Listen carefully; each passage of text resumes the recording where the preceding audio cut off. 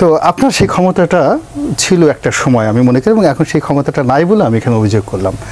তো এখন সেটাকে আপনি যেভাবে কাটান, আপনি সত্য কথা বলেন তো, যে আপনি যখন মেয়র নির্বাচন করেছিলেন ওই সময়টাতে হঠাৎ করে আপনার তো না হওয়ার কোনো কারণ নাই, এমন কি হয়েছিল যে আপনাকে পরাজিত হতে হলো? ভোটের আগের রাত্রে আপনার কাছে কি এমন তথ্য গিয়েছিল, এবং ভোটের দিন আপনি আসলে সত্যিকার অর্থে একটু কোরআন শরীফ শপথ নিয়ে বলেন তো, যে আপনি আসলে কী কাজটা করেছিলেন সেই দিন? কী করে আইভি সেখানে হলো, কী করে তৈমুর আলম খন্দকার সেখানে বসে বলে সে কান্না, আজ তৈমুর আলম খন্দকারের এই অবস্থা কি? একটু বলেন না দেখি, সাহস থেকে একটু বলেন দেখি।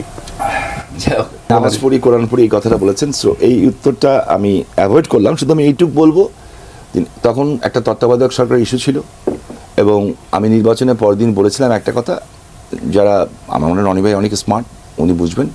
আমি বলেছিলাম হেরেছি আমি, জিতেছেন শেখ হাসিনা, প্রমাণ করেছেন নির্বাচন কমিশন আমি একটা সুষ্ঠু সুন্দর নির্বাচন হতে পারে। একটু স্মৃতিচারণ করতে চাই, আমার হাইট আপনার থেকে আপনি কথাটা শেষ করতে দিলেন না, একটু আমার বক্তব্য শেষ করে দিতে হবে, আপনি যোগ করবেন। খুবই গুরুত্বপূর্ণ। আমি বলেছিলাম হেরেছি আমি, জিতেছেন শেখ হাসিনা, প্রমাণ করেছেন নির্বাচন কমিশনের আন্ডারে সুষ্ঠু সুন্দর নির্বাচন হতে পারে সেনাবাহিনী ছাড়া।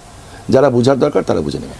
আমি একটু স্মৃতিচারণ করতে চাই, আপনি মিছিল নিয়ে চাষারা মোড়ের দিকে আসছিলেন, বেলা ৩টার কাছাকাছি বাজে।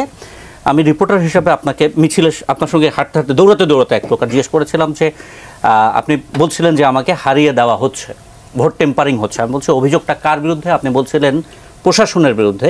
আমি মোবাইল ফোনও করছিলাম, মানে ফোনে লাইভ করছিলাম। আমি বলছি প্রশাসনের বিরুদ্ধে, মানে প্রশাসনের শীর্ষতা আপনার নেত্রীর বিরুদ্ধে আপনার অভিযোগ। আপনি হাঁটা থামিয়ে দিয়ে বলেছিলেন যে আমি বিকেল 4টার পর সংবাদ সম্মেলন করব। মানে আপনার ওই সময় ক্ষোভটা আমি দেখেছি, ক্ষোভটা সরাসরি সরকারের বিরুদ্ধে ছিল। আপনি যদি একটু, আমার যদি ভুল থাকে একটু যদি ব্যাখ্যা করেন। না, আপনার ভুল নাই, বাট দেখেন আমি একটা জিনিস বুঝি, শামীম ওসমান মেয়র হলো কিংবা রনি ভাই এমপি হলো, রনি ভাই একটা দল করে, আমি একটা দল করি। কিছু মানুষ আছে দেওয়ার জন্য আসে, আর কিছু মানুষ খাওয়ার জন্য আসে। তো যারা খাওয়ার, যারা নেওয়ার, তারা খেয়েছে, আর যারা স্যাক্রিফাইস করার দরকার তারা স্যাক্রিফাইস করেছে। এটা যুগে যুগেই হয়, কিন্তু ইন এভরি সেক্টর। আপনার এই টেলিভিশনের ভিতরে দেখবেন অনেক সাংবাদিকতা আছেন যারা হয়তো অন্যভাবে উপর দিকে উঠতে চান, হ্যাঁ, আবার অনেক আছেন যারা রিয়েল নিউজ করতে চান। আপনি নিঃসন্দেহে বড় নেতা এবং স্যাক্রিফাইস আপনাকে মানায়। আপনার মতো যারা শক্তিশালী নেতা তারা আসলে আওয়ামী লীগে এখন কতটা স্যাক্রিফাইস করছে এরকম এবং করে টিকে আছে, আর উনি যাদের কথা বলছেন তারা কতটা ক্ষমতাশালী হয়েছে, এই অনুপাতটা একটু বলবেন। হ্যাঁ, আমি শুধু এইটুকু বলবো আপনাকে যে রনি ভাই পুরো জিনিসটা অন্যদিকে দিয়েছে, thank you very much. It's true যে আমাদের ভিতরে যে অন্তর্জ্বালা নাই তা না, কিন্তু হ্যাঁ, আমরা রাস্তা থেকে উঠে আসা, ক্লাস 8 থেকে মার খাওয়া শুরু করেছি।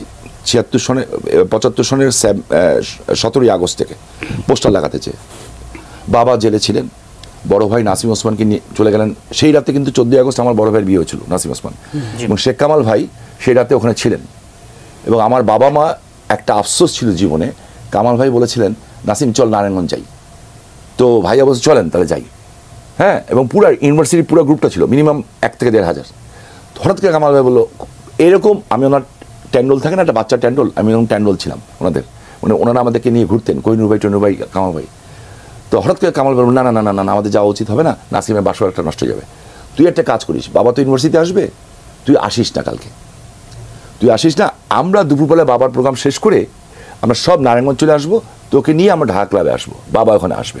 কামাল ভাই কথা রাখতে পারেন নাই।